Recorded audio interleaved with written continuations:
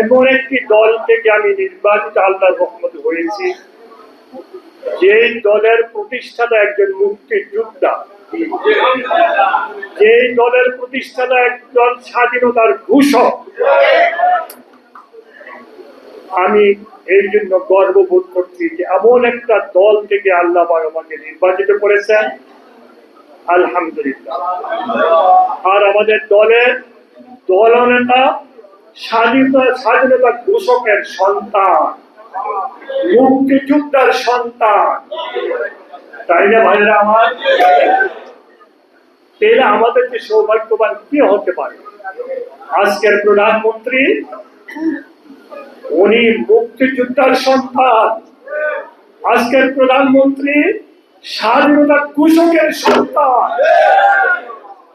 আপনাদের দায়িত্ব কর্তব্য হলো এখন আপনাদের মুক্তিযোদ্ধার সন্তানকে সহযোগিতা করা, কিভাবে দেশকে উন্নয়নের দিকে আগিয়ে নেওয়া যায়, তাই না ভাই? আপনারা যেমনি ভাবে মুক্তিযুদ্ধকে পরিচালনা করেছেন, তেমনি ভাবে এখন আপনাদেরকে ওইভাবে অংশগ্রহণ করতে হবে দেশ উন্নয়নের জন্য। আমি আপনাদের কাছে কৃতজ্ঞতা জানানোর ভাষা নেই, কারণ এই মুরাদনগর মুক্ত হয়েছিল আপনাদের দ্বারা। এই মুরাদনগরে স্বাধীনতা যুদ্ধের সময় কারাগারে নেতৃত্ব দিয়েছিল আমি সবই জেনে, ওনারা আমার ভাই, আমার মুরব্বী, অনেকে আজকে দুনিয়াতে। আমি সকালে রওনা হয়েছিলাম, রাস্তায় অনেক বিলম্ব হয়েছে, তার জন্য এই জন্য দেরি হয়েছে, আপনাদের অনেক কষ্ট হয়েছে, এই জন্য আমি আপনাদেরকে ক্ষমা করছি। আমি উপজেলা প্রশাসনকে সবিনয় অনুরোধ করব, মুক্তিযোদ্ধা ভাইদেরকে বছরে একদিন শুধু ফুল দিয়ে সম্মান জানাতে হবে না, তাদেরকে প্রতিটা মুহূর্তে প্রতিটা সময়ে সম্মান দিতে হবে। যখন সরকারি কর্মকর্তাদের অফিসে আসবে, কোনো প্রয়োজনে যত অবস্থায় থাকেন, যে অবস্থায় থাকেন, তাদেরকে আগে ওনাদেরকে আগে দেখা করার সুযোগ করে ওনাদের সমস্যাগুলি আগে শুনতে হবে, ওনাদেরকে ১ নম্বর নাগরিক হিসাবে মূল্যায়ন করতে হবে। কারণ ওনারা কিন্তু আজকে স্বাধীনতার যুদ্ধ করেছিল বলে আজকে আল্লাহর রহমতে আমি এমপি মন্ত্রী, ওনারা যুদ্ধ করেছিল বলে, শাহাদাত বরণ করেছে বলে কিন্তু আজকে দেশ স্বাধীন হয়েছে। আমি এমপি, আমি মন্ত্রী, আল্লাহর রহমতে। আপনাদের কাছে আমি সবিনয় অনুরোধ করবো, আল্লাহকে ভুলে যাবেন না, যে আল্লাহ আপনাদেরকে সুযোগ দিয়েছেন মুক্তিযুদ্ধ করার, দেশকে স্বাধীন করার সুযোগ দিয়েছেন, তৌফিক দিয়েছেন, সে আল্লাহর প্রতি আপনাদের কৃতজ্ঞতা জানাতে হবে, আল্লাহর হুকুম অনুযায়ী চলতে হবে, নামাজ পড়তে হবে। যারা মুসলমান তারা আল্লাহর হুকুম অনুযায়ী চলতে হবে।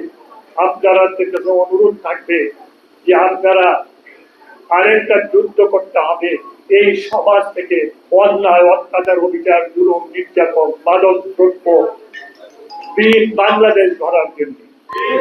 আপনারা রাজি আছেন?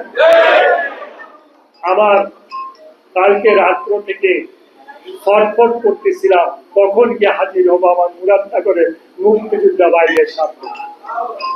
আমি কিন্তু আপনাদেরকে বলছিলাম যে আমি নাও আসতে পারি, তাই না?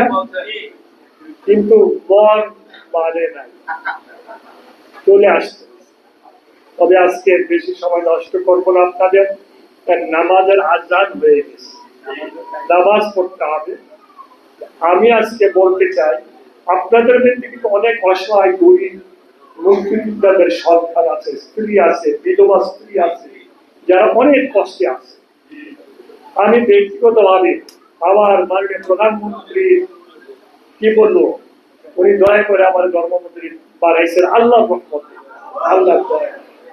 আমি বলতে চাই, আমি আপনাদেরকে ফান্ড গঠন করার জন্য ৫ লক্ষ টাকা আজকে নগদ দিয়ে যাব। যে টাকাটা আমাদের ইউনু সাহেব এবং আপনাদের মুক্তিযোদ্ধা কমান্ডার এবং আপনারা যারা নেতৃত্ব স্থানে আছেন তারা মিলেমিশে কিভাবে মানে টাকাটা পাইছি, টাকাটা খরচ করবে তা হবে না। এই টাকাটা হলো যারা মুক্তিযুদ্ধ করতে যে প্রাণ দিয়েছেন, তাদের সন্তানেরা, তাদের স্ত্রীরা, যারা আজকে অসহায় এবং খুব করুণ অবস্থায় আছে, এবং অনেক মুক্তিযোদ্ধা ভাইয়েরা পয়সার জন্য চিকিৎসা করতে পারে না, খুব কষ্টে আছে, তাদের জন্য ব্যয় করলে আমি খুব খুশি হব। এটা এই ফান্ডের ম্যানেজমেন্টে প্রধান থাকবেন ইউনো মুরাদনগর এবং এডিশনাল এসপি মুরাদনগর সার্কেল, আর থাকবে সম্মানিত সভাপতি আপনাদের এবং আপনাদের নেতৃস্থানীয় যারা আছেন মুক্তিযোদ্ধা ভাই, তারা নিয়ে একটা কমিটি করে করবেন। এই 5 লক্ষ টাকা নয়, আপনাদের এই ফান্ড যেন ভবিষ্যতে একটা বিশাল ফান্ড হয়, সেই চেষ্টা ইনশাল্লাহ করবো।